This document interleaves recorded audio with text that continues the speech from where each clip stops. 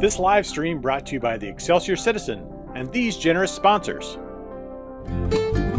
The Simmons Sales Team, your hometown realtors.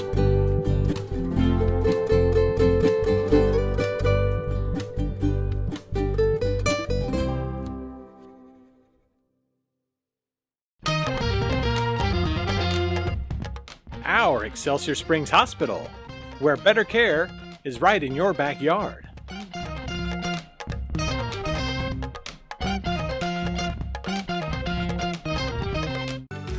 Whether we're talking about our dedication to preventing and restoring power outages, our pursuit of safety, or providing the best member experience possible, we are relentless in serving our communities. Since 1974, Chuck Anderson Ford has proudly served the community's automotive needs. From new and pre-owned vehicles to parts and service, they've been there in the past and they'll be there in the future. Visit Chuck Anderson Ford today. Find out how you can advertise with Excelsior Springs' #1 community resource. Visit ExcelsiorCitizen.com today.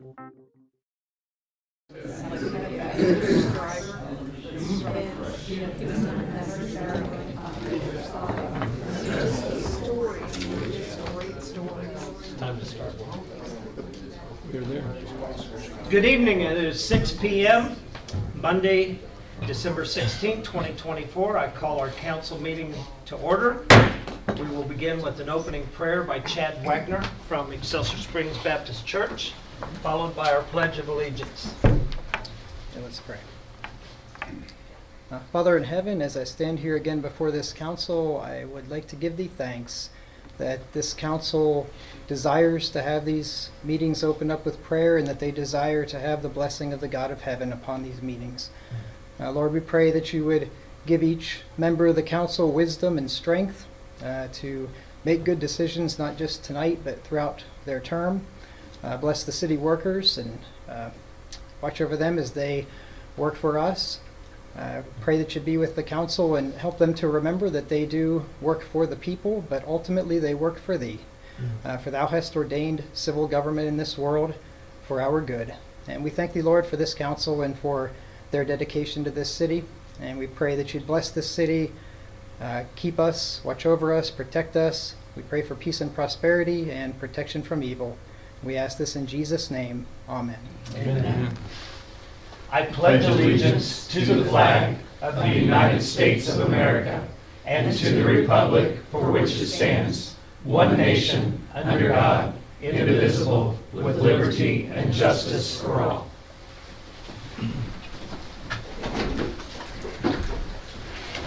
All right. Will the city clerk administer the roll call, please? Councilman Rennie? Yes. Councilman McGovern? Present. Councilman St. John? Yes.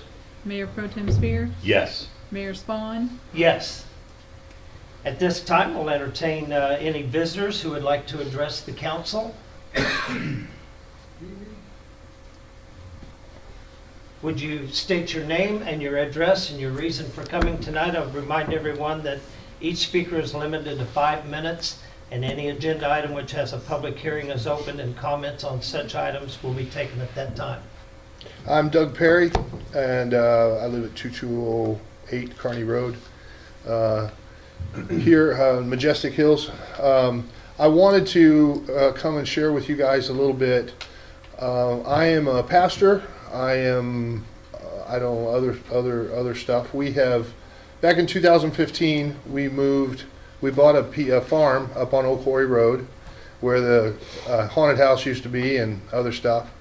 And a group of believers, we wanted to build a village of tiny homes and live in community and serve. We've been 20 years in Clay County running food pantry and thrift store and outreach of different kinds and caring for people. Anyway, I wanted to update you guys on everything that we're doing. We were unable to wrangle with the county sufficiently to build a village of tiny homes on the farm, but we have a mobile home park down the road that we started buying.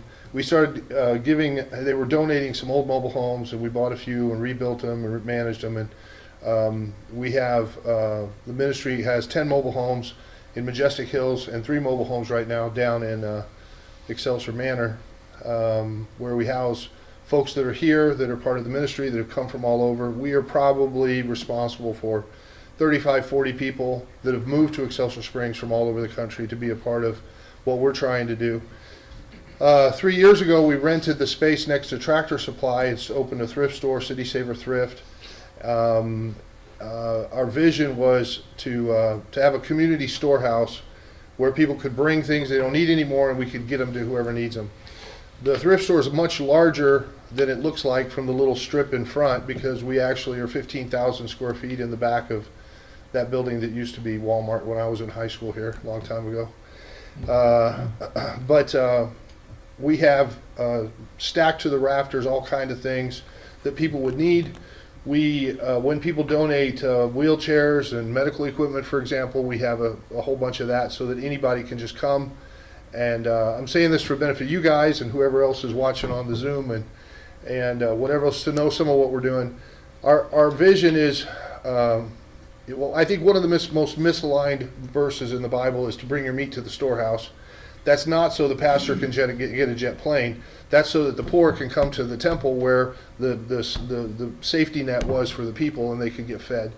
And I think one of the first things that happens when Christians look around and want to stop conforming to the world and are really saved is that they look and say, you know, I really don't need this extra piece of land. I don't really need this.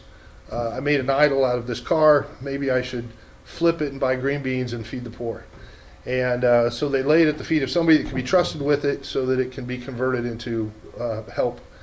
The thrift store has evolved. Now we have a food pantry at the front of the store. We have teams that go out every day and harvest grocery stores and restaurants for leftovers, so people can just come when the store opens at noon and take whatever they need. We don't have a sign-in sheet. We don't ask for social security numbers. We don't care how many times they come. And we also have a free room at the thrift store. So the model is to try to teach people the difference between wants and needs. If you need a coat, I'll give you a coat. If you want a leather sheep's jacket, you can pay for that, and I can give away more coats. And so we have lots of really, really good stuff. We have teams that work on eBay and Marketplace to flip the snowblower so that we can give away a tent or whatever. So when people donate sleeping bags, tents, candles, flashlights, all kind of emergency supplies, medical supplies, all of that stuff, it just gets saved for whatever emergency we may run into. And I wanted you guys to know that our focus is to care for a whole community. We're not preppers trying to care for ourselves. I live in the mobile home park with my wife. We work, I don't know how many hours a day, taking care of folks, handling problems. There's a lot of people, the police officers would tell you that we've handled so that they didn't have to handle them, or kept them warm so they wouldn't die out in the woods, or whatever. The new thing is, this morning I signed a lease to rent the little space next to our thrift store, which was a satellite TV office. They had some big dishes out in the parking lot. I don't know if you remember that. But it was just a repeater backup station for that cable company. But they moved out in July or August or something, and so we signed a lease to rent that space as well. And our vision for that is partly to be a inexpensive event center.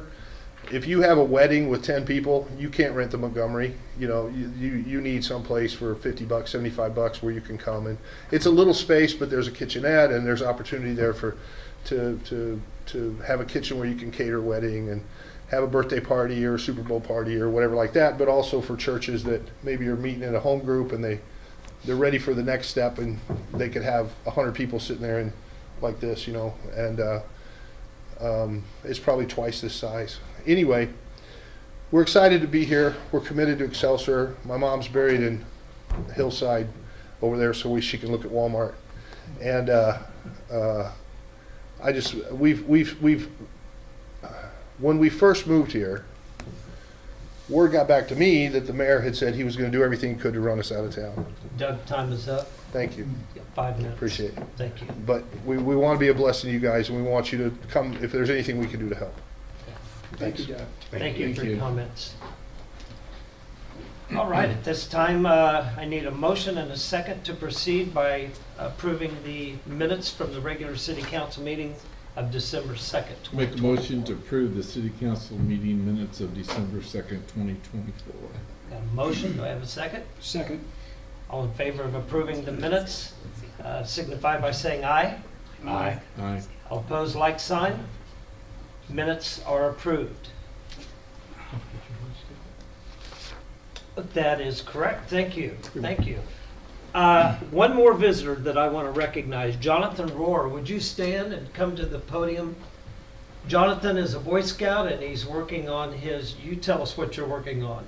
Hi, I'm Jonathan Rohr. I'm with the Troop 309 here in town. I'm here observing this meeting, working on my communication merit badge.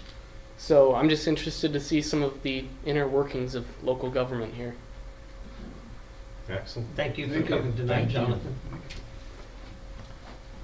And now we'll vote on approving the minutes. All in favor of approving? I think we said aye. Any opposed, like sign? Minutes are approved. At this time, we'll move to approve the agenda as it is printed and presented before you this evening.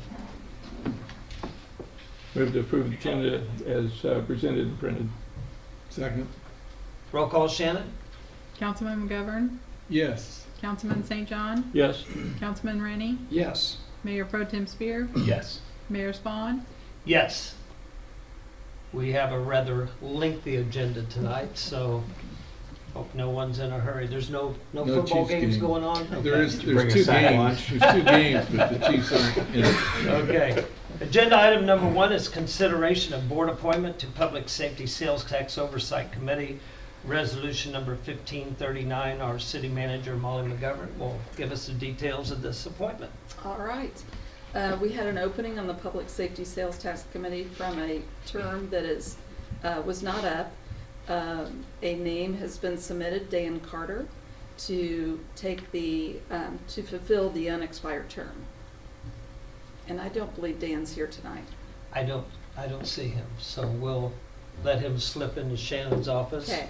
subject to his approval, and be sworn in. And before we vote on that, I just want to say thank you to John McGovern. I reached out to John and asked him if he had any ideas regarding this appointment. He's known Dan for many, many years, and Dan comes highly recommended. So at that, I will entertain a motion to approve resolution number 1539, this board appointment. I make a motion to approve resolution 1539, consideration of board appointment to Public Safety Sales Tax Oversight Committee. Second. And for legal purposes, let me read the legal wording on the resolution. A resolution approving the appointee of Dan Carter to the Public Safety Sales Tax Oversight Committee.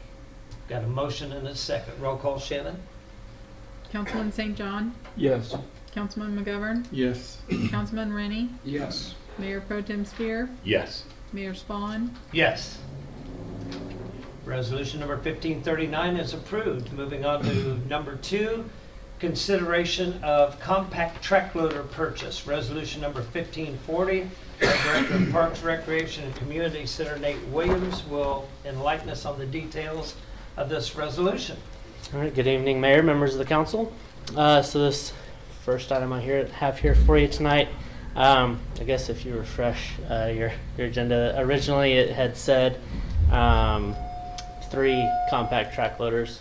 That would be detrimental to our budget. We were only asking for 1 compact track loader, but we did receive 3 bids. Okay. So that is the correction that was uploaded today.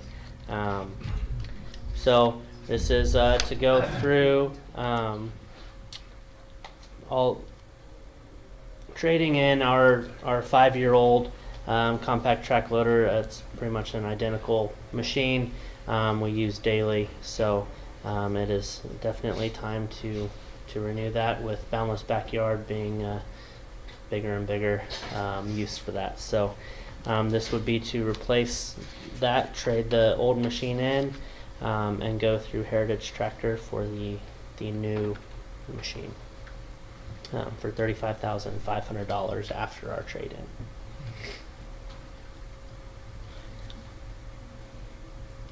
And this has already been run through the Yeah, Parks and Rec? the park board approved this Yeah. at our December 3rd board meeting, so. Okay. And it was under what we had budgeted for the year, so it's even better. Great. Any other questions for Nate? Hearing none, I'll entertain a motion to approve resolution number 1540, a resolution approving the purchase of John Deere compact track loader from Heritage Tractor. Make a motion to approve resolution 1540, consideration of compact track loader purchase. Second. Roll call, Shannon? Councilman St. John, Yes. Councilman Rennie, Yes. Councilman McGovern. Yes. Mayor Pro Tem Spear, Yes. Mayor Spawn, Yes.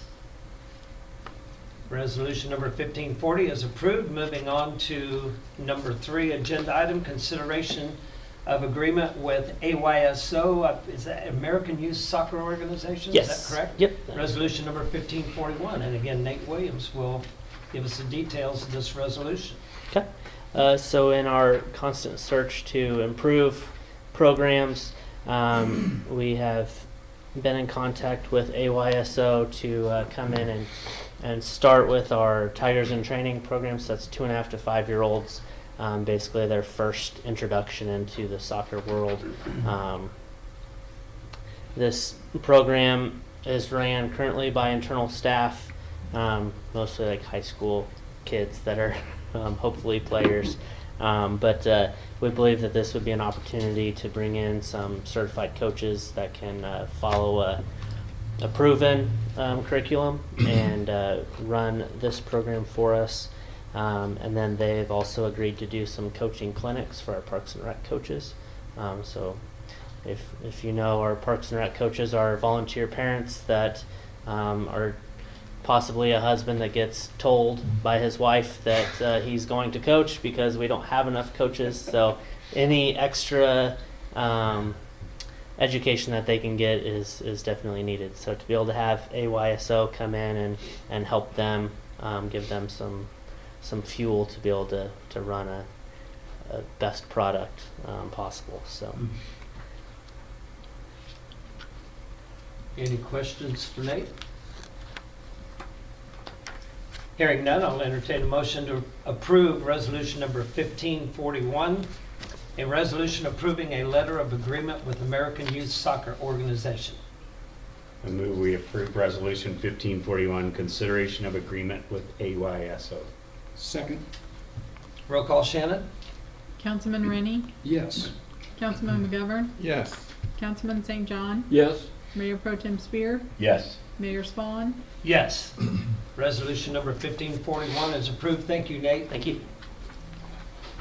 Agenda item number 4 is consideration of cardiac monitors purchase, resolution number 1542. My notes say that Joe Maddock, our fire He chief. has had a conflict, so I'll take that for him. Okay. Our city manager will enlighten us with the details of this resolution. So the fire department has had an opportunity to purchase 3 cardiac monitors. That would be a purchase of 3 LifePak 35 cardiac monitors, totaling $122,966. This is also comes with a grant of $90,000. So the city's share of this cost would be $32,966.19. The department has decided to use their local ARPA funds. So honestly, it comes at no cost to city funds from these 2 sources. There was a trade-in for 2 monitors that they're trading in of about $16,000. And this enables them to put the new monitors on the 3 ambulances and then the 2 current monitors on 2 pumpers. Great. Any questions for Molly? Hearing none, I'll entertain a motion to approve resolution number 1542, a resolution approving the purchase of 3 cardiac monitors in the amount of $122,966.19 from Stryker Medical, and further approving a program services contract with the Missouri Department of Health and Human Services related to grants to ambulance services. I make a motion to approve resolution number 1542, consideration of cardiac monitor purchase. Second. Got a motion and a second. Roll call, Shannon? Councilman McGovern, Yes. Councilman St. John, Yes. Councilman Rennie, Yes. Mayor Pro Tem Spear, Yes. Mayor Spawn, Yes. Resolution number 1542 is approved. Next item on the agenda, consideration of constructing a retaining wall in the police department parking lot, resolution number 1543. Robert Warner, Captain Robert Warner, will give us the details of this resolution. Good morning, Mayor, City Council. The police department is requesting approval to spend $53,615 to construct a retaining wall in the police parking lot.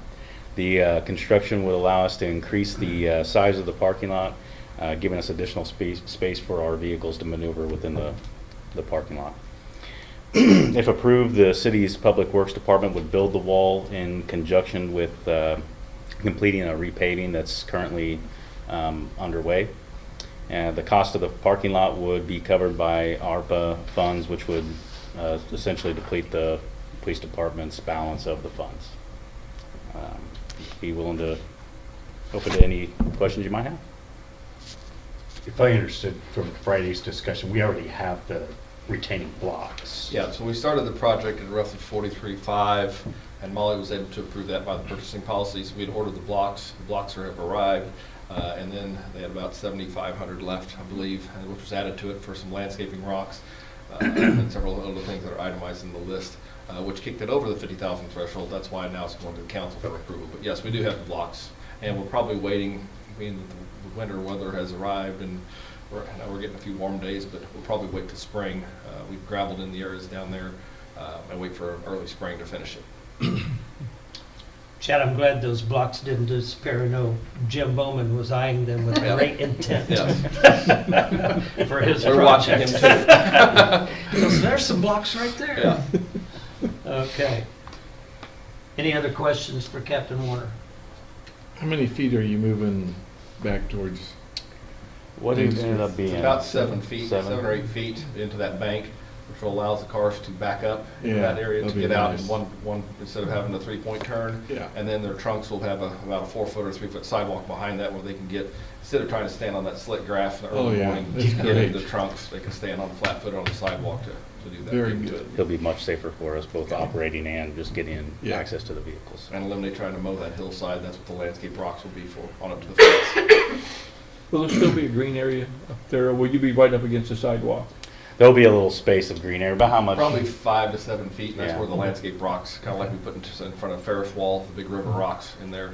Okay. So the fence along the sidewalk will suffice for the fence for the wall, so there won't be access unless you climb up the face of the wall. But the wall's only about 5.5 foot at the building, and then it stair steps down to 20 inches down at the end. And the fence is stable enough to provide Yeah, a barrier. yeah, the fence stays. It's already, that 6-foot fence is already there along the sidewalk. It won't be moved. Okay. Hearing no other questions, I'll entertain a motion to approve resolution number 1543, a resolution approving the expenditure of funds to construct a retaining wall in the police department parking lot and authorizing the Public Works Department to undertake the project. Make a motion to approve resolution 1543, consideration of construction of a retaining wall in the police department parking lot. Second. Roll call, Shannon? Councilman St. John, Yes. Councilman McGovern, Yes. Councilman Rennie, Yes. Mayor Pro Tem Spear, Yes. Mayor Spawn, Yes. Resolution number 1543 is approved. Number 6 on the agenda tonight is consideration of Republic Services contract extension. Resolution number 1544. Our Director of Public Works, Chad Birdsong, will give us the details of this resolution. Good evening, Mr. Mayor and members of the council. As we all discussed this on the Monday or the Friday morning work session, and as you all are aware, our current 5-year contract with Republic Services is set to expire on June 30th of 2025. This contract may be extended for 1 3-year period by either party, giving a written notice to the desire to extend the contract no later than 180 days prior to the end of the initial contract, and the other party accepting the extension with additional 30 days after the receipt of that notice. Over the past several months, we have met with the municipal manager and general manager of our public services multiple times to discuss the services issues that our citizens have been receiving since going to the blast pickup back on August of 2023. Since then, Republic has completed the reroute logistics of switching back to the 5-day trash and recycle route, which is actually in the works and is to be set to be implemented the week of January 6th of 2025. They're also looking into the truck issues by causing the damage to the carts, and after an email just this last Friday, they believe they have that with Hot Heel worked out on that, the truck manufacturer. They're also looking at a cart program for all new carts. They have done an inventory on the carts, and an update on that is they believe about 25% of the carts need to be replaced, and they are looking at what that would look like right now. And then also establishing a municipal ID for customers and citizens navigating the call centers. They have made a change to that, and that is not possible anymore. So we're still looking to how we would address that. But then also the last one is re-implementing the not out list, which is aids in documenting the missed carts, and they said they are in favor of doing that. That is a vital tool in us. Basically, it's in the end of the day, the ones they have missed, they give us a list of the ones that are missed because of either a contaminated or the cart wasn't out or something was blocking it. So when a customer calls in, if we can look to see if their address is on the not out list and have an explanation, and usually with a video right then showing that why their cart was missed. So that is an integral part. If the council wishes to extend this contract per the contract terms, a resolution is attached to approve and extend the current contract. If there is no desire to extend the contract, the current contract would expire on June 30th, 2025, and we would start the bidding process with RFPs in January. Like I said, we had quite a discussion on last Friday's work session. One of the questions the council had asked if they would be willing to add an addendum into the current contract with this extension to put it in legal language of the addendum that would block it from having or staying on a 5-day route and not going back to a 1-day service day. And talking to David Baker, the GM, he said that is acceptable and that's no problem to create an addendum for that. So that's a good thing. I know it'd be, as I said, as we went over the discussion, there's lots of things to consider on it. So at this time, if anybody has any other questions, I'll be happy to address those. Well, I appreciate you taking that back to them and ultimately getting an agreement. I think everyone would agree we can trace back the origin of our issues to when they began the blast of 1 day across the community, as opposed to having multiple days. You have drivers that are familiar with the community, familiar with the route. So I am hopeful that this would then solve the biggest part that began when they implemented that blast route. I definitely agree. I think the key factor from there is going back to the 5-day route. That's the biggest point. We would be getting the same trash driver that we had previously, and probably the recycle driver. With that, that's like I said, the biggest issue, because they learn their route and they know where the little one-offs are. We typically don't have as many problems on the bigger normal-sized neighborhoods, the grid style, if you will. But when you get into the areas where it's one house down around the corner, those were repeatedly missed. And I understand from the public's view of it, a lot of people are irate with them, especially on those lists on the repeat offenders on it. So, but I think I think Molly, like I said, Molly and I we've had probably 4 meetings this summer with them. They are definitely willing to make these negotiations on it. And keep in mind, you never know going out to bid.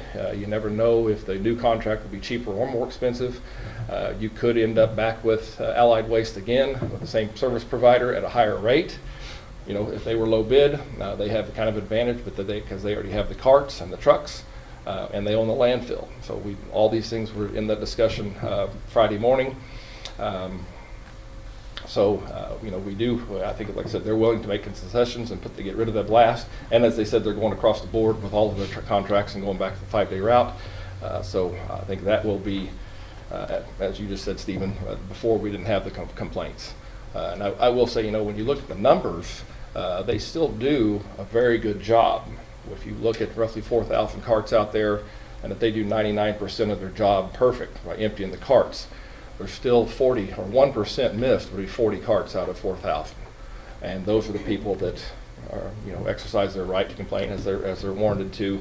But even with a 99% success rate, they're still looked at many of the public as the bad guy. So, Yeah, but I would reiterate what you said, though, that the individuals who seem to repeatedly get missed, yep. It's usually, okay, they have someone new coming in, driving that truck, doesn't know the city, doesn't know the route. So again, I'm anticipating that issue to be solved with someone who's familiar with our community and exactly the routes that they work on. And the drivers that were here before are wanting to come back. They want to come back to Excelsior. They had a lot of relationships. I've heard that in stories about it, that there's one-on-one people that know the drivers. They know them by name. So, you know, people are out in their yards and they see the drivers and they like that knowing that commitment of knowing the trash driver, because it's the same trash driver. Keeping an eye open in the neighborhood as you're going through there. So, absolutely. And as I said, I think one other thing to add, we always still have the termination clause in it. So the contract does have the termination clause. At any time, if they didn't perform what they're saying with the addendum, we put forth an addendum, they sign that, and comes back out into January, February. If services still don't improve, we can still pull the termination clause and go out to bid. So that's a kind of a fail-safe in it. Could, just to clarify that, could we, assume, let's assume for a moment things didn't work out, we wanted to exercise that termination clause. Could we first do an RFP and see what that looked like as compared to we haven't notified you that we're terminating this yet, so that you can look at both sides of the equation, staying with existing versus what other companies I might defer that to Paul. You could probably get prices of others, but you wouldn't have a hard date, because depending on that termination clause, there's some legal language in there about notices and things like that on it. So we'd have to review that to see. I'm sure Allied Waste wouldn't give you their new numbers if you terminated us to see what the bid would be. Well, we wouldn't include them in that process because you're already locked into a 3-year contract. I'm just looking at, okay, what else is out there? Right. Just kind of like a feeler, bid. Yeah. Anything? Talk about okay. it. It's going out to bid when you already have an incumbent is a bit unfair, because the incumbent's already laid his cards on the table, right? So you know what the incumbent's price is, and then people are bidding. Mm-hmm. They already know what the incumbent's bid is, because that's what your contract is. So that's a little weird to not terminate, but seek bids. But you've already got a potential bidder that you're already in a relationship with, and they've already laid their cards on the table. Understandable. Okay. Any other comments or questions for Chad? Hearing none, I'll entertain a motion to approve resolution number 1544, a resolution to provide written notice of the city's desire to extend the contract with Republic Services of Kansas City for trash service.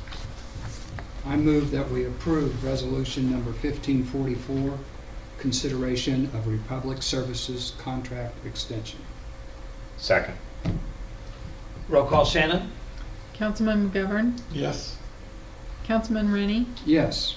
Councilman St. John? Yes. Mayor Pro Tem Spear? Yes. Mayor Spawn? Yes. Resolution number 1544 is approved. Thank you, Chad. Thank you.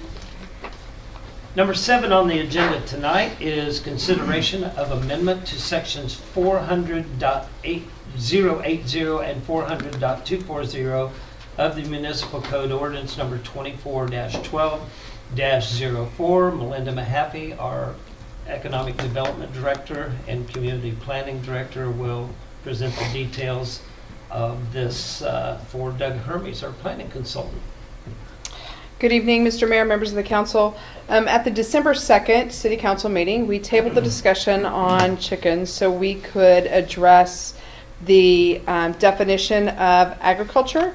In 2022, when we were doing our code review, we found that the definition of agriculture mentioned 10-acre lots. And so in correcting our zoning code so that we didn't have this conflict, we made everything 10 acres and was asked to return back to the 5 acres. We don't see any reason that we wouldn't do that. It's feasible. It's pretty straightforward to say that the definition of agriculture is part of an ownership of 5 acres or more, the primary use of which is row crop or grazing in that definition. And so we come before you this evening to ask for your approval of the ordinance. This is an ordinance that is addressing backyard chickens and making sure that we are able to do that in our community.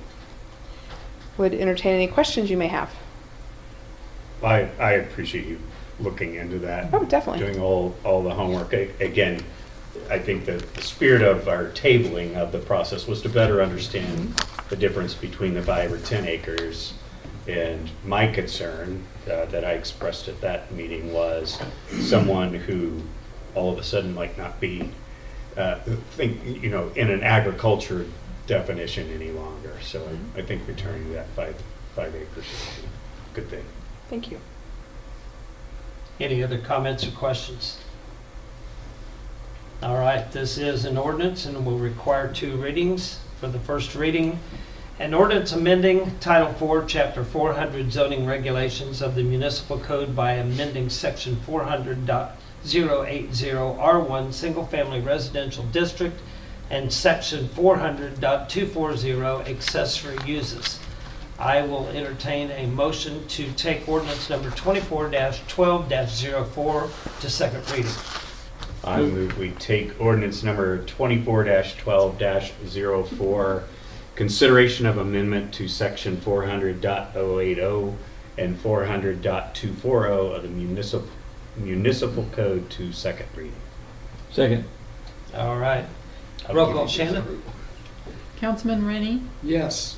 Councilman McGovern, Yes. Councilman St. John, Yes. Mayor Pro Tem Spear, Yes. Mayor Spawn, Yes. Thank you, Councilman McGovern, for that enthusiastic yes vote.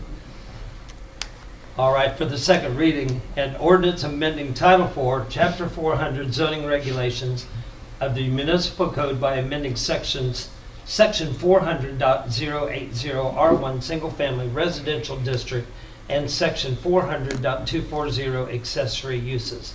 I will entertain a motion to approve ordinance number 24-12-04.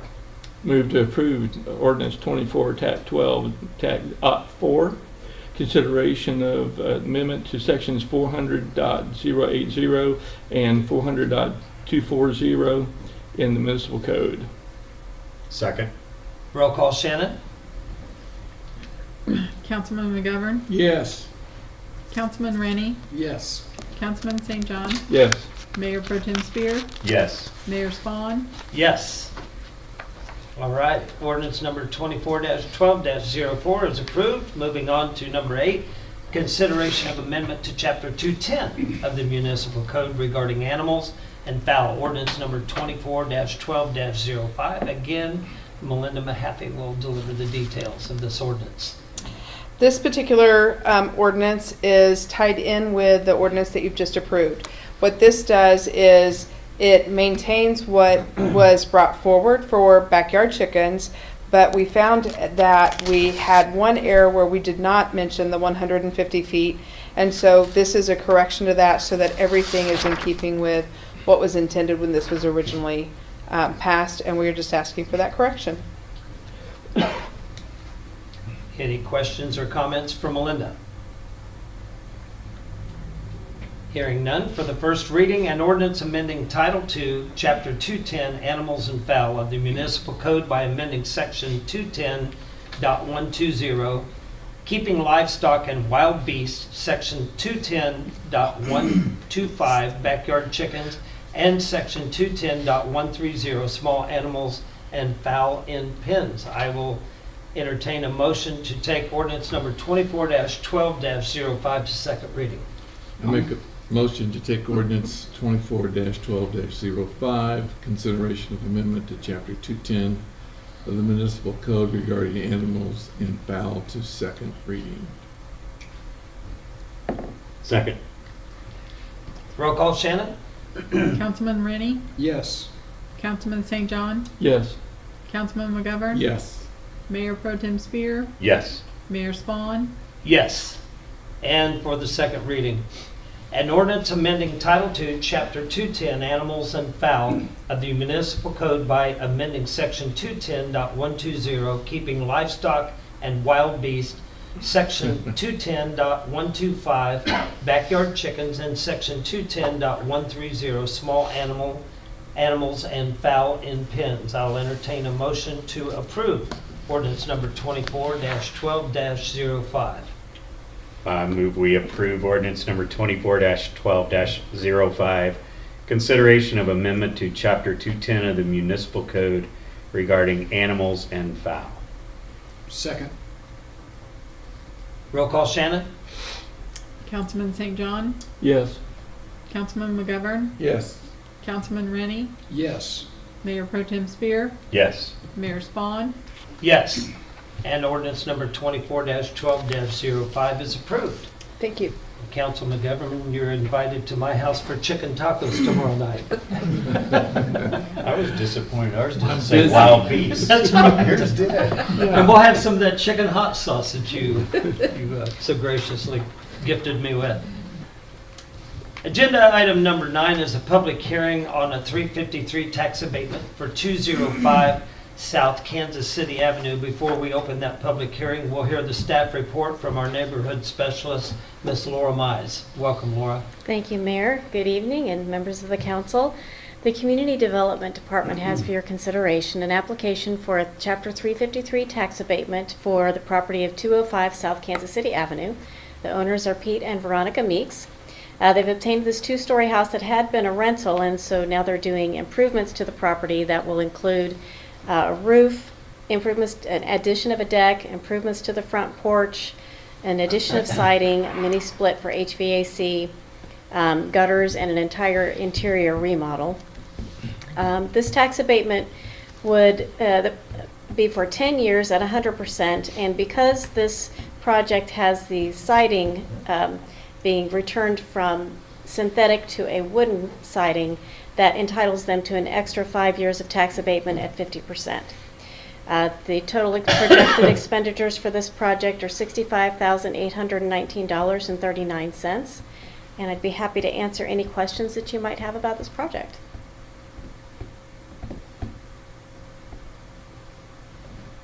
Hearing no questions, we will open the public hearing.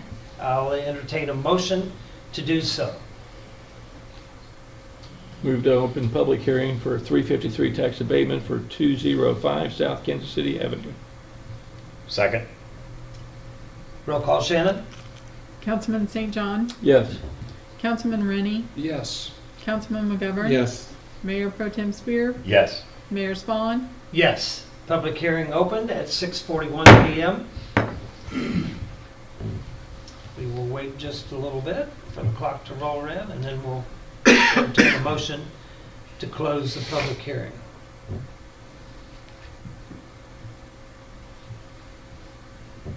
Music.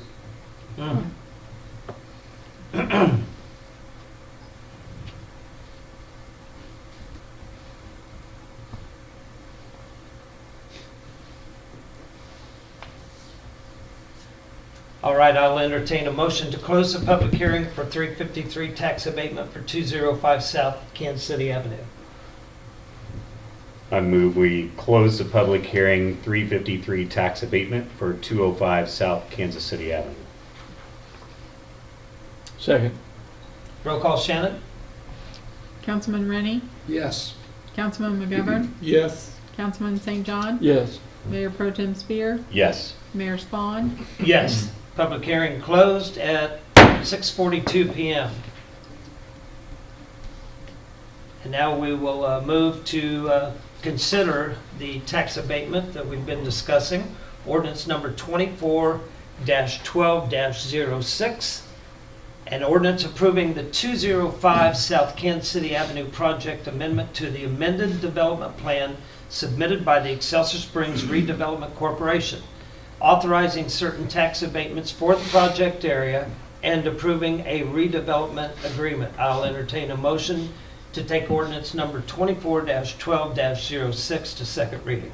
I move that we take ordinance number 24-12-06, consideration of a 353 tax abatement for 205 South Kansas City Avenue to second reading. Second.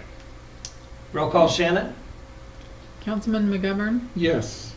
Councilman St. John, Yes. Councilman Rennie, Yes. Mayor Pro Tem Spear, Yes. Mayor Spawn, Yes. And for the second reading, an ordinance approving the 205 South Kansas City Avenue project amendment to the amended development plan submitted by the Excelsior Springs Redevelopment Corporation, authorizing certain tax abatements for the project area and approving a redevelopment agreement. I'll entertain a motion to approve ordinance number 24-12-06. I move we approve ordinance number 24-12-06, consideration of 353 tax abatement for 205 South Kansas City Avenue. Second. Roll call, Shannon? Councilman St. John, Yes. Councilman Rennie, Yes. Councilman McGovern, Yes. Mayor Pro Tem Spear, Yes. Mayor Spawn, Yes. Ordinance number 24-12-06 is approved. Thank you, Laura. Thank you. I drove by that property today, and even without paint, the transformation is remarkable. It's a very That's good. exciting Yeah. project. All right, in a moment we've been waiting for months. Consideration of collective bargaining agreement with IAFF Local 42, ordinance number 24-12-07. Our city manager, Molly McGovern, will enlighten us on the details of this ordinance. Thank you. Please consider approval of the attached collective bargaining agreement between the city and Local 42, who provides representation to the fire department employees. The agreement will be effective between January 1st, 2025 and December 31st, 2027. Most of the revisions to the agreement provide clarification and are of a minor nature. A more significant revision pertains to hours and overtime. Regular rate of pay will be calculated by dividing annual salary by 2,774 hours rather than 1902 hours for the purpose of calculating overtime rates. Monthly salary provided in Appendix B is based on a guaranteed compensation rate of 95% of their salary for 72 hours of scheduled work per 10-day work period. Employees who work the full 76 hours per 10-day period will bring their total compensation to 100% of their monthly salary. Appendix B provides for a 14% change to the pay scale and a change to the steps to correspond to time and position. The agreement also provides for a reopener for hours and wage or leave benefits. A personnel committee with representation from all departments is being formed to review the leave benefits. We greatly appreciate the time and attention the negotiating team provided to this work on the agreement. Any questions or comments for Molly? Just for clarification for those who are watching online, if I understand correctly, the shortage of 4 hours there, the difference between 72 and 76 hours can be made up by callbacks and training. So you can hit 100% of your salary package. Okay. We'll proceed with the first reading, an ordinance approving and ratifying a collective bargaining agreement with the International Association of Firefighters Local Number 42. I'll entertain a motion to take ordinance number 24-12-07 to second reading. I make a motion to take ordinance 24-12-07, consideration of collective bargaining agreement with the IAFF Local Number 42 to second reading. Second. Roll call, Shannon? Councilman Rennie, Yes. Councilman St. John, Yes. Councilman McGovern, Yes.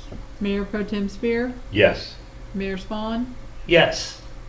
And for the second reading, an ordinance approving and ratifying a collective bargaining agreement with International Association of Firefighters Local Number 42. I'll entertain a motion to approve ordinance number 24-12-07.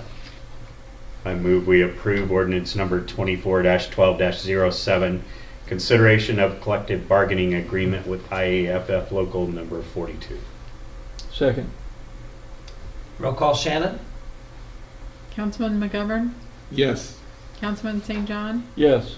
Councilman Rennie, Yes. Mayor Pro Tem Spear, Yes. Mayor Spawn, Yes. Ordinance number 24-12-07 is approved.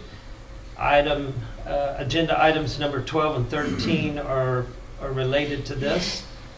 Agenda item number 12 is consideration of amendments to the Personnel Manual, ordinance number 24-12-08. And again, our city manager will bring us the details of this ordinance. Thank you. The amendments to the personnel policy are related to certain overtime provisions. A change to the definition of hourly pay for employees assigned to a 24-hour shift will be 1/2,774. Employees on a 24-hour shift will be paid a monthly salary based on 95% of their salary for 72 hours of scheduled work per 10-day period, and for working 76 hours within the 10-day period will bring their total compensation to 100% of their monthly salary. And this pertains to assistant fire chiefs who are not within the union but also work a shift. Any questions or comments? All right, for the first reading, an ordinance approving amendments to the city's personnel manual regarding certain overtime provisions. I'll entertain a motion to take ordinance number 24-12-08 to second reading. Move to take ordinance 24-12-8, a consideration of amendments to personnel manual to second reading. Second. Roll call Shannon? Councilman St. John, Yes. Councilman McGovern, Yes. Councilman Rennie, Yes. Mayor Pro Tem Spear, Yes. Mayor Spawn, Yes. And for the second reading, an ordinance approving amendments to the city's personnel manual regarding certain overtime provisions. I'll entertain a motion to approve ordinance number 24-12-08. I move we, oh, go ahead. I move we approve ordinance number 24-12-08, consideration of amendments to the personnel. Second. Roll call Shannon? Councilman St. John, Yes. Councilman Rennie, Yes. Councilman McGovern, Yes. Mayor Pro Tem Spear, Yes. Mayor Spawn, Yes. Ordinance number 24-12-08 is approved. Agenda item number 13 is consideration of fiscal year 2025 budget amendment, ordinance number 24-12-09. And again, it's Molly McGovern who's up. Thank you. This is an ordinance to approve a budget amendment to accomplish the compensation changes that are proposed in the fire department as provided in the adjustment to, and as provided including an adjustment to the salary schedule. So that attached you'll see adjustments in the general fund revenues, the fire department expenses, and public safety sales tax expense. Any questions or comments? All right, the first reading, an ordinance amending the budget for the fiscal year beginning October 1, 2024 and ending September 30th, 2025. I'll entertain a motion to take ordinance number 24-12-09 to second reading. I move we take ordinance number 24-12-09, consideration of fiscal year 2025 budget amendment to second reading. Second. Roll call Shannon? Councilman McGovern, Yes. Councilman St. John, Yes. Councilman Rennie, Yes. Mayor Pro Tem Spear, Yes. Mayor Spawn, Yes. And for the second reading, an ordinance amending the budget for the fiscal year beginning October 1, 2024 and ending September 30, 2025. I'll entertain a motion to approve ordinance number 24-12-09. Move to approve ordinance 24-12-9, consideration of fiscal year 2025 budget amendment. Second. Roll call Shannon? Councilman Rennie, Yes. Councilman McGovern? Yes. Councilman St. John? Yes. Mayor Pro Tem Spear? Yes. Mayor Spawn? Yes.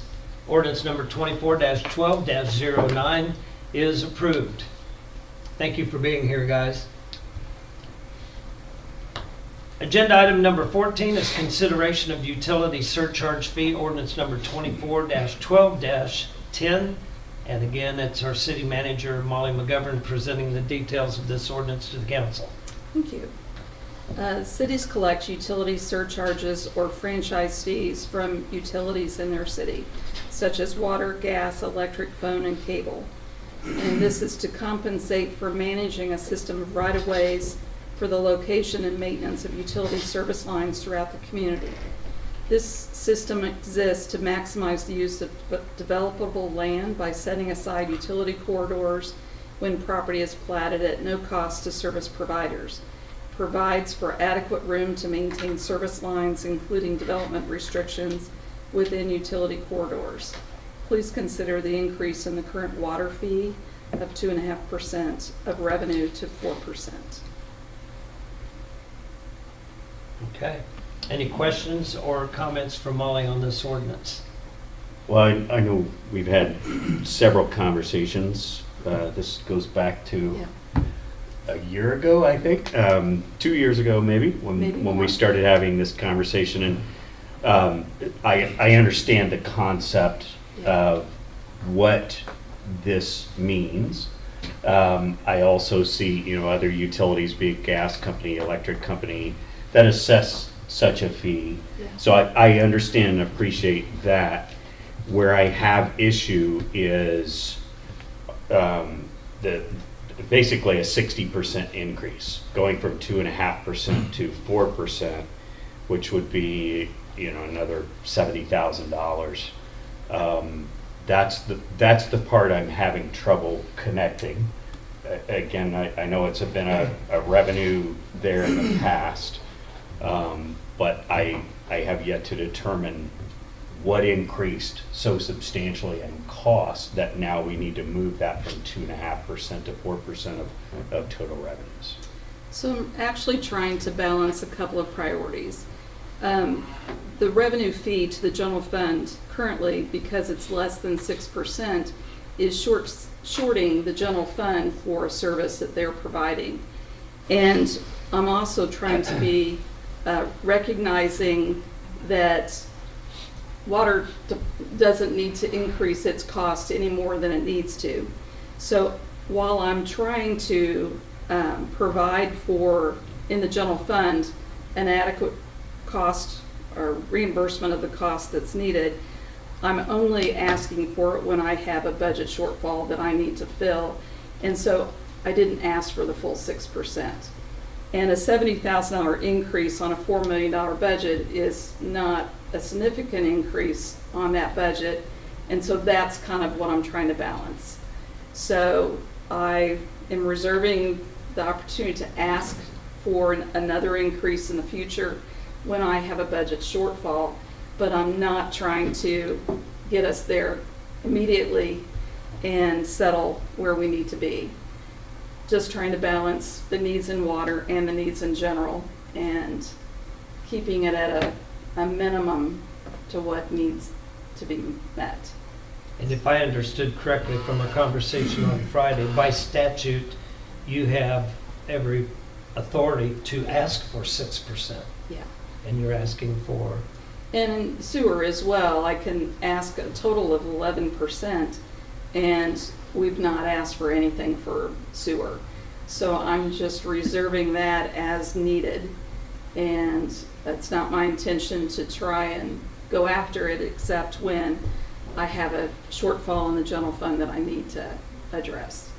So yeah, and I think where I have issue with it is if there wasn't some what I'll call overlap, if we were truly talking about a complete total separate company, Aspire or Ameren or PCEC or whatever, I understand that. Yeah.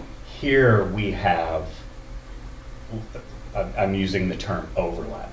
It's a left pocket, right pocket. It's still Excelsior Springs. And if there's one thing I've heard loud and clear. Since I came onto council, it's people have issues with the cost of delivering water. Sure. And so I'm constantly looking for every opportunity to, how can we reduce that? Yeah. And while I appreciate, you know, the franchise fee, if I work the math, what this means is almost another $16.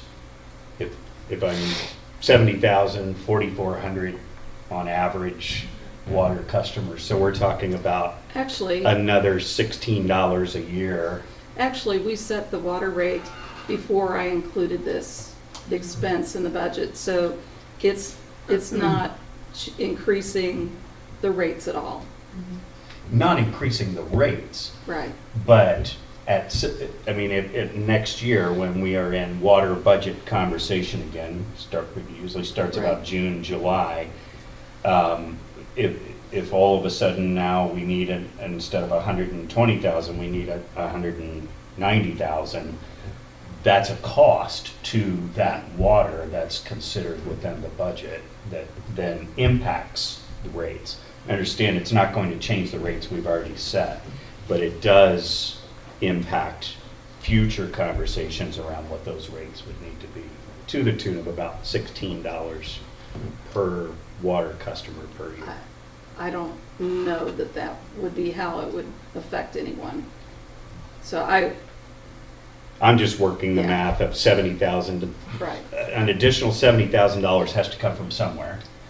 And if that goes from 120 ballpark where it is now to 190 divided by the number of customers is just how I'm working that. So that would be over a year, $16 over Correct. a year, not monthly. Correct. So I don't want people to feel like their monthly bill will be increased by $16. No, I said for the year, $16. But again, I think any opportunity we have to reduce the cost of water and not look for where we might be able to increase it, whether it's a franchise fee or anything else.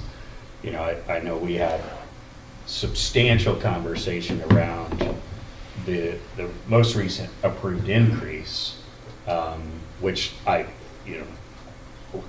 felt good about that, Sure. just because I saw all the components. I mean, some of Right. the chemicals that went in there were increasing 40, 50% Yeah. over what the budget was. So to be able to hold that at 4%, I felt like that was a win.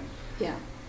I'm still just struggling with Sure. this one, like, is 2.5% enough?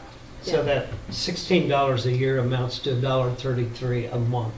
Correct. And while I appreciate your concern, I also appreciate the city's restraint in Yeah. not asking for the full 6% all Sure. at once. And I Well, think and- that's where we've been striving, even in water rates, is Right. any increase is going to be minimal.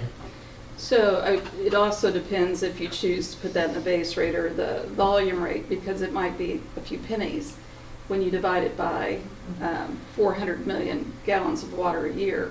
So I think that might be another way to look at it. I can't say off the top of my head what that looks like, but we also have, when we look at and we sort of weigh what our capital or major expenses are in water each year, where we try to stay as stable as we can and look to, is this something we can postpone? Is this something we need to do this year? And we actually try to stage these things so it has minimal effect to the rates. So I don't know until I look at that whole picture for that next year, will it or will it not have an impact at all? Yeah. So, And but I appreciate the conversation about it. yeah, and to your point, Mark, the fact is, though, is you back up 3 years ago, 4 years ago, that water franchise fee didn't exist. So Right. But it was in a different form. Yes. And was identified in an audit, and so then it was changed to a water franchise fee. That's where the Right. conversation originally began. So the 2.5% was at no cost to water. Correct. Yeah. Okay. Any other comments or questions? All right. take up the first reading, an ordinance amending City Code Section 705.150 regarding the water utility revenue surcharge to the general fund. I'll entertain a motion to take ordinance number 24-12-10 to second reading. I make a motion to take ordinance 24-12-10, consideration of utility surcharge fee, to second reading. Second. Roll call, Shannon? Councilman Rennie? Yes. Councilman St. John? Yes. Councilman McGovern? Yes. Mayor Pro Tem Spear? Yes. Mayor Spawn? Yes. And for the second reading, an ordinance amending City Code Section 705.150 regarding the water utility revenue surcharge to the general fund. I'll entertain a motion to approve ordinance number 24-12-10.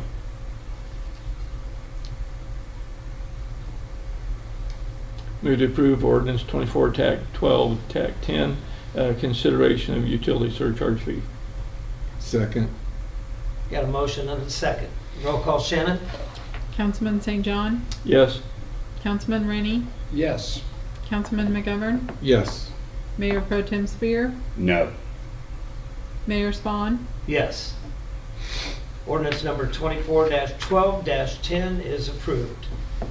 And last but not least is our November 2024 revenue report and financials for review delivered by our wonderful Finance Director, Vonda Floyd.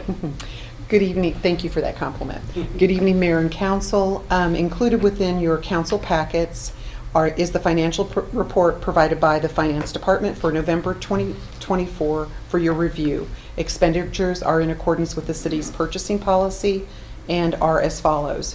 Appropriations on November the 7th, $218,966.87.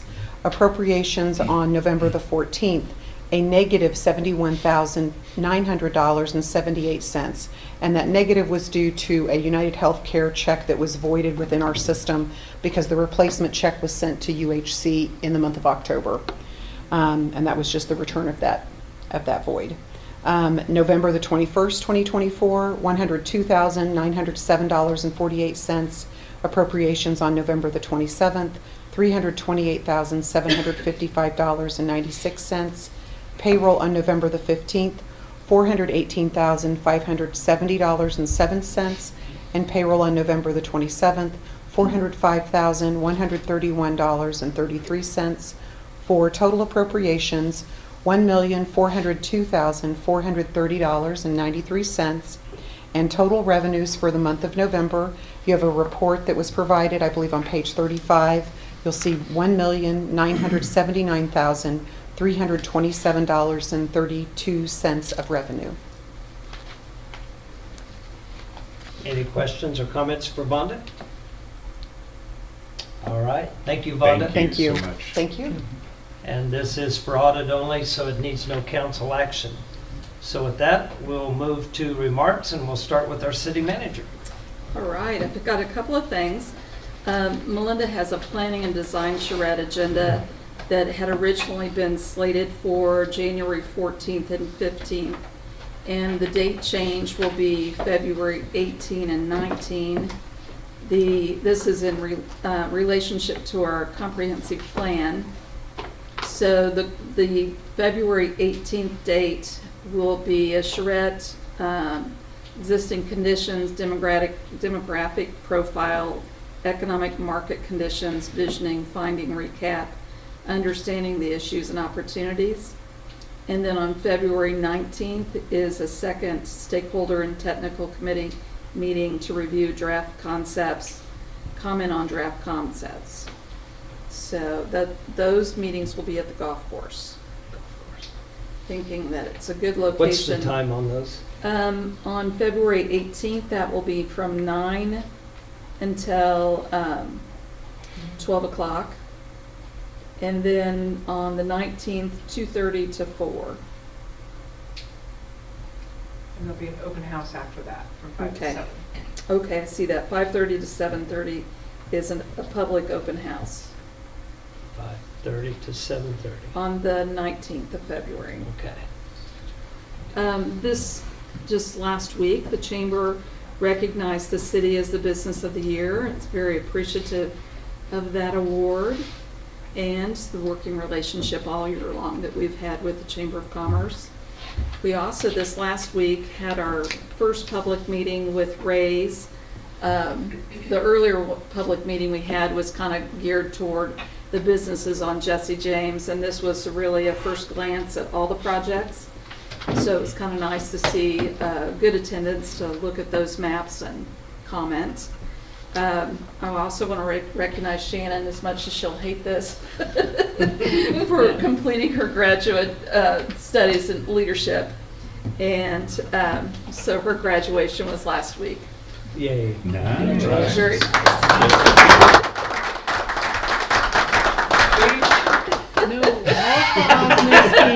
Pomp and circumstance. That's right. So I knew she'd hate that. Moving on. Need to recognize Moving that. Also, the Dry Fork project, they're planning their pre-construction meetings at the beginning of January. So we're in hopes to see construction starting soon after that. So we're glad to see one of our projects get underway. Finally, some dirt moved. Exactly. That'll be great. That's it. All right, we'll start with remarks. We'll start right here with Councilman St. John. Okay, well, again, tonight we did a 353. And Laura, how many is that for the year? 13. Yeah, compared to previous years? The largest year prior to that was 6.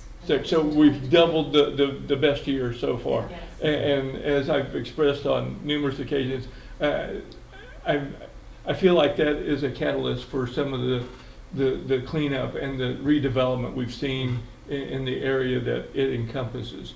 And it's gotten noticed. Yeah. Yeah. So thank you for all the hard work. I'll also tag on to your comment. I think she reported the vacant property registration. Is that included in that, or there was a total? That's separate. Total expenditures of somewhere around 206,000. Yes. Spent on properties that had previously been setting dark. Mm-hmm. Yeah, that is awesome. Yes. Yeah. Thank you. Thank you. We'll move down here to Councilman Rennie.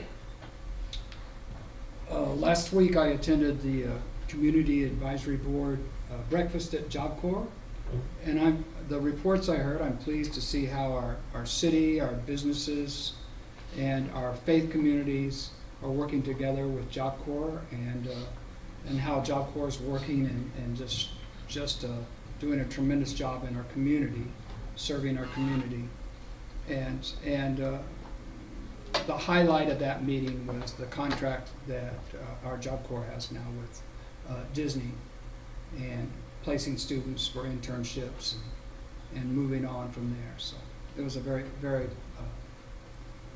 very satisfactory, I'm not saying it right. It was a very pleasing meeting. There you go. Gary, can you elaborate a little bit more on the contract with Disney, the two young men that were selected? The 2 students that were selected, now help me with the numbers. There were 7,000 applicants, and it was reduced down to 27. Well, eventually 27. Yeah. And 2 of those 27 are students at our Job Corps Center. Yeah. They get to move on. So It's pretty cool. They were hand selected by the head chef at Disney that's been there for 47 years. He picked 2 out of 7,000 to be pulled into his culinary program. That's significant. Those young men are just over the moon about that. I think that's pretty neat. Mm-hmm. Yeah. And I would like to add one more thing. On behalf of Brian and the Chamber of Commerce, next month's luncheon is being hosted by Job Corps Culinary Arts. Yeah. Looking forward to that meal. They make really good food and really good cookies.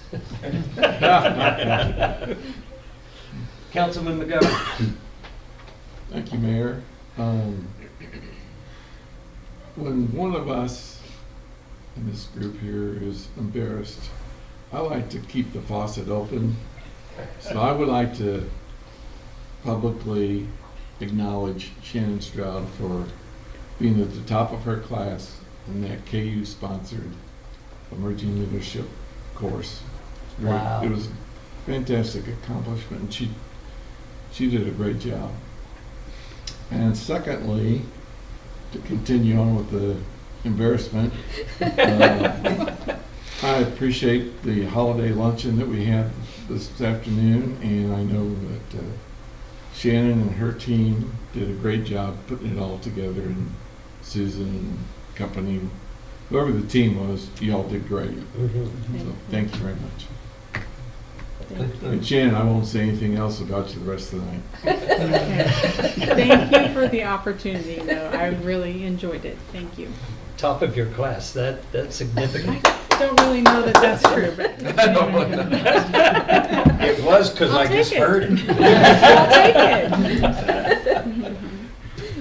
All right, Mayor Pro Tem Spear. I would echo it. A great time at the holiday luncheon today, and thank you to all the team that makes all that happen. But as I just looked around the room at all of the folks that contribute to our community in a variety of different capacities, it's just a cool thing to see. Everybody working together, police, fire, bantering a little bit, as they do, but all in good humor. But in all seriousness, though, everyone just working together is what makes us the community that sets us apart. So appreciate that. And to that, I would give out a shout out to Jeremiah Rennie. He's not here, but as you come down the hill, you will now be able to see the beautiful tiger on the side of Lewis School. He took it upon himself, with permission from the property owner, to go clear out all that underbrush, and so just appreciate him just jumping in and making that happen.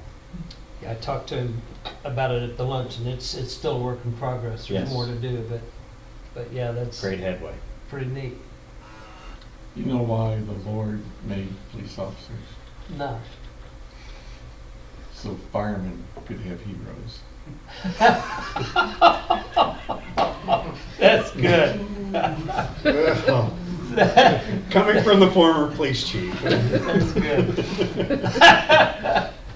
That is awesome. Yeah, I always feel sorry for our fire and our law enforcement every time we have one of these functions, because they always get called out. Right off the bat, about 4 cops had to go and respond to a call, and then right behind them there was I don't know, it was an ambulance run or fire call, and a bunch of them had to go out. So, and same thing happened tonight. Yeah. Fire that was always on call. All right, well, I'll conclude with a couple of comments. Number one, when we sat down this evening, we had this really nice publication placed in front of us. It's printed and put together by the Excelsior Springs Standard, and really appreciate this. This will be distributed. It's a 2025 residence guide, and so when new people come into town, they'll receive one of these. And this is not so much for our visitors and our tourism, which DEP already has covered in a wonderful way. This is for people looking to locate here, and so there's some connections. Stephen did notice on the 2 call lists, there's no number here for trash service, so you may want to put a little sticker on the inside of that. Well, hopefully they won't get Chad's cell phone. Put Chad's phone number on there. Right. And there's a great article inside the front page by some guy that anyway.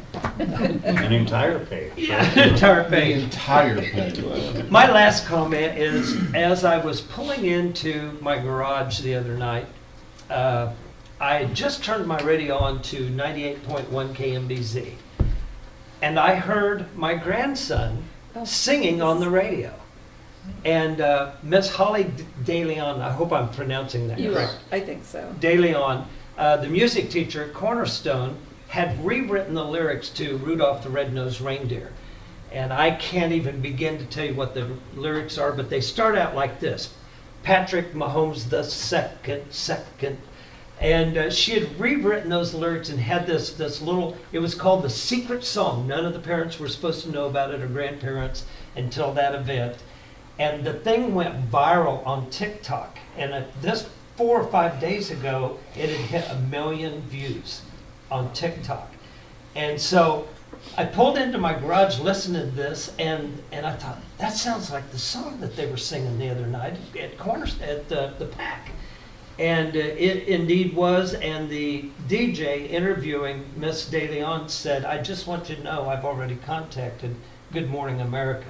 I don't think that took place, but the kids were just super excited that they made the radio. It did take place. Oh, did it? Yes. Oh, That's pretty exciting. That's incredible. I've got to download that and check that out. But again, just part of the excellence of our school district and how she's engaging those. So there were probably over 100 voices in that choir, but I only heard one.